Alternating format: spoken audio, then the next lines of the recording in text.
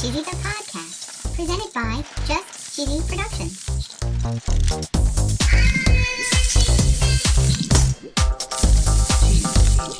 Hi there, I'm your host Fondue. In this week's episode, we're going to pay our respects to a legend. That's right. We're going to learn how people celebrate National Swiss Cheese Day. Ooh, National Swiss Cheese Day. We're going to revisit 2021 and some odd cheese food. Odd cheese food. And of course, we're going to tell a very cheesy joke. Stay tuned for episode number 8 of Just Cheesy, the podcast.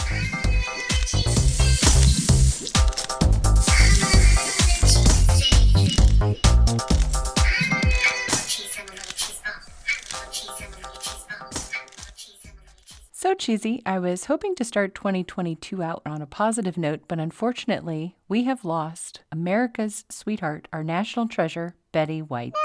No way. Yeah, cheesy. Unfortunately, it wasn't a prank or an internet hoax. It's true. She passed away on the 31st. Betty White was born on January 17th of 1922. Holy cow. Yep, that's nearly 100 years ago. How much was cheese in 1922? Well, I'm glad you asked, cheesy. In a book called Points to Consider in Establishing a Cheese Factory by Harry Lawrence Wilson, it looks like in 1922, the price of cheese was right around 20 to 21 cents per pound. That's so cheap. Not exactly cheesy. I guess according to officialdata.org, I plugged in 22 cents with a start year of 1922 and put in this year, 2022, to adjust for inflation. And it looks like 22 cents would be today's equivalent of about $3.64. That would be $3.64 a pound of cheese. What does it actually cost now? USDA.gov has a report called Dairy Market News, and in volume 88, report number 52, which is the week of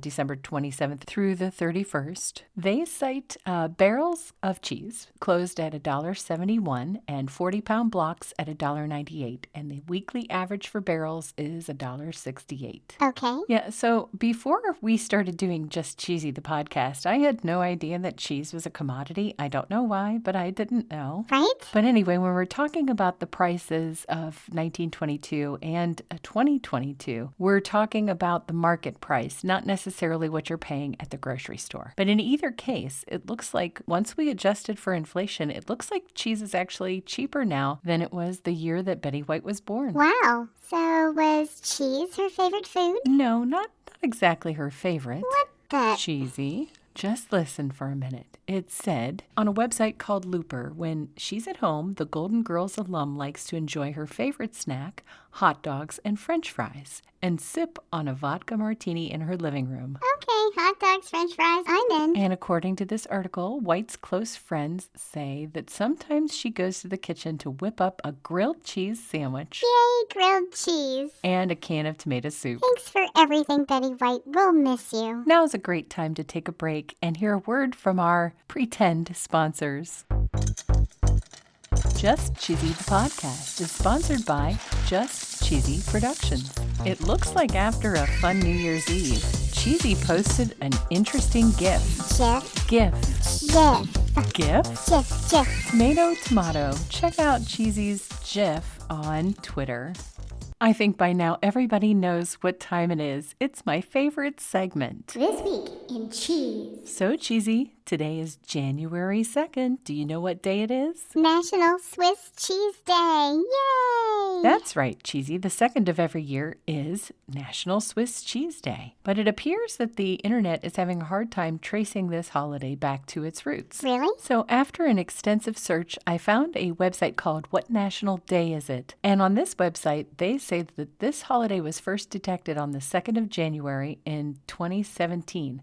So the most recent detection online of references to Swiss Cheese Day was only 5 years ago. Do they celebrate it in Switzerland? I'm not seeing any mention of that here, and that brings me to another thing that I didn't know, cheesy, is that Swiss cheese is only known as Swiss cheese here in the United States. Really? On the website National Today, they remind us that if you were in Europe and you wanted Swiss cheese, you'd have to ask for Emmental cheese, or you'd only get blank stares. Huh, who knew? We truly learned so much much here about cheese, don't we, Cheesy? Yeah, we do. It says here around the 1300s is when Emmental became an area known for great pastures, and that the farmers in the area didn't keep more than 20 cows at a time so they could take care of them more thoroughly. Aw, pampered cows. According to the same website, there's a few random facts here that in the United States, the most popular cheese is cheddar, but the fourth popular is Swiss. They also say there's over 450 different varieties of cheese produced in Switzerland, and it looks like the Germans consume almost half of all the Swiss cheese in the world. Wow. The website cheese.com talks a little bit about the holes in Swiss cheese, but did you know they're actually called eyes? Eyes? Yes, holes, pits, or eyes. And did you know that a Swiss cheese that doesn't have holes or eyes is known as blind cheese? Holy cow. This website, cheese.com, is pretty cool. So if you look up the cheese Swiss, it talks about the country of origin, which is the United States. It gives some description here. It talks about the eyes, and it says the larger the eyes in Swiss cheese, the more pronounced the flavor. Okay. And it says that Swiss cheese doesn't have a rind. Now, here it also says that baby Swiss, which is produced in Ohio, OH. the baby Swiss cheese has a different taste and smell. It's got smaller holes and a more mild flavor. And this isn't to be confused with Lacy Swiss, which even has a bunch of tiny eyes. Lacey, that sounds so fancy. And then they talk about Emmental, which is the one that is produced in Switzerland, and they say that Emmental has walnut-sized holes or eyes. My, what big eyes you have.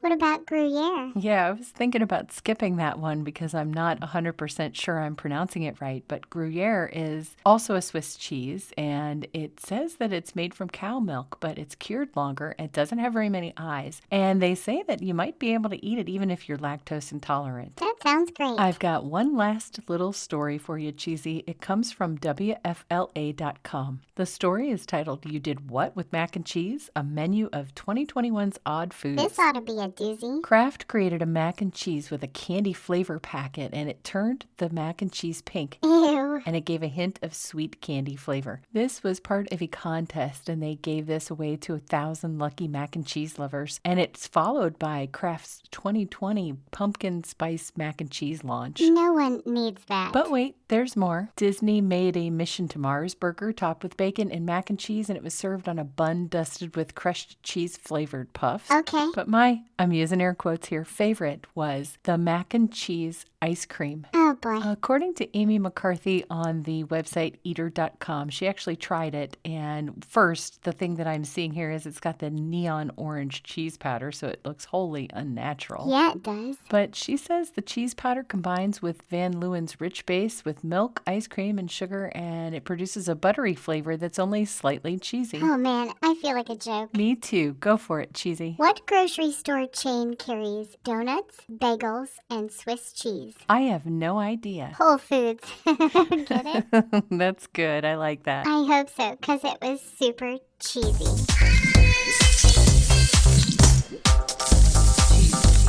Tune in next week where we find out Cheesy's New Year's resolution. My resolution is to have everybody listen to Just Cheesy the podcast. Stay cheesy, everybody.